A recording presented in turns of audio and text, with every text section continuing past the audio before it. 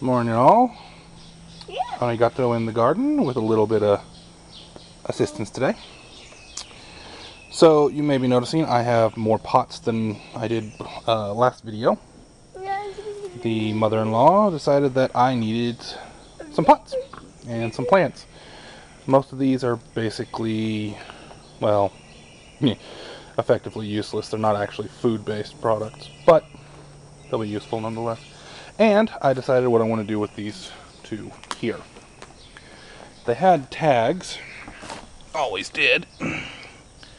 That one says lettuce, that one says spinach, and I had lettuce and spinach seeds, so they went in. Did get a small harvest. Those two big beans that I showed you got harvested, but you can just barely see it. Let me hold the camera steady for a second. Just barely inside of there. Another bean. So basically every single one of these 4 plants here has beans of all sorts on them. It's about 3 or 4 each. So the potatoes I think are officially dead, which is a shame. I'll have to try that another time once we get more potatoes. The fairly certain that that is cantaloupe. Seems to be doing okay. Looks like somebody, no, may have been snacking on it a little bit, but not too badly. So there's that. It's not brilliant. It's probably not even sanitary, but I do have a composting thing. Ooh, that is whiffy. Ooh, very whiffy. So that's working itself. Several of the beans have decided to fall over throughout here, but they are still look like they are doing pretty well. The cucumbers are starting to get little vines, and that's an incredibly fuzzy leaf. I mean, seriously fuzzy. Looks like it's in good health, so I'm fine with that. Fuzzy is fine. Corn, growing slowly, very, very slowly. Not entirely sure if this is something I planted or not. It doesn't look like anything else. It's growing very, very slowly. It might be one of the beans, but if so, it's very, very slow. I don't think I have quite enough light back here to get what I properly need. Things are growing, just not growing as well as they should. Should have done a video on this when I first saw this 2 days ago. The bok choy got hit by something, and I don't know what. And this is what has happened to it since. It's basically, well, it's gone. Ah, don't play with that. Watch out for the garden. But everything else seems to be moving along quite nicely. We have beans here that are growing. Tomatoes, tomato 1 and tomato 2, as before. Cages, obviously, new. So we got those. Picked them up from the big blue box store. Has a W in the name, so everybody knows that one. So, bean that actually got transplanted is looking slightly better than bean that is growing in the spot that it originally started in, but they both look like they're doing okay. That one's fallen over, but it seems to be doing okay. Let's see. I think this pepper had a flower on it, but I don't think anything came of that. This pepper here, a lot more bushy, but not really doing anything yet. I do have a couple of small tomatoes. Hopefully, as the plants grow in, they will just start to flower and develop and grow.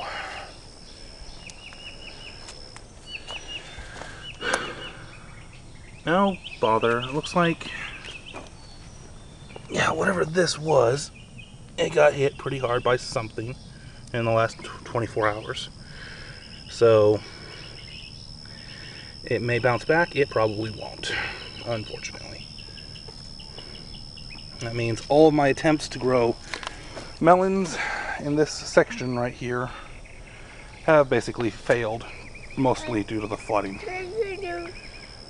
Hi, you. But other than that, things are moving along in the back. Yeah. So if you have any suggestions about the compost thing, they'd be much appreciated. Eventually, let's zoom in on that for you. Mosquitoes. Hate them. That entire stack will be chipped down. Sorry about the noise. Will be chipped down and turned into mulch. Or compost. Or both. But now, to the front yard. Alright, front beds. As promised, I finally got those 3 plants into the front. Oh, look at that. Yay. Okay, so we went down to, again, the Big Blue Box store and got some potting soil for the final bed. And I was able to rescue like 4 of the honeydews or cantaloupes that a certain somebody who was out here helping me today tried to kill. Not really intentionally, but still. Daddy digs in the dirt. I should be able to dig in the dirt, right? Yeah, no. Of those, I planted, this one was one of the best ones that looked like. I had one here, had one here, and had one here. But the one there, there, and there all got killed, not by him, but by the neighborhood cats. They seem to like the idea of using this as a litter bed. I've had to smooth it out a couple of times. Don't play in there, mister. So, but I did get the tomato in and got that caged up, so it should go swimmingly here in the short future. The other 2 bell peppers are now in here, and they'll probably need to be caged here in the next couple of weeks as they get big, because this is the south facing wall and it gets lots and lots of sun, so they'll probably shoot up. Speaking of sun, those, can't see them too well on the camera, but they do exist. That, there should be a couple more in here somewhere, but that, and there should eventually be some right through here, are sunflowers.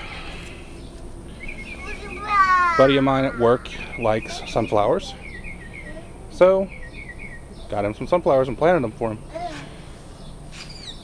Won't charge him too much.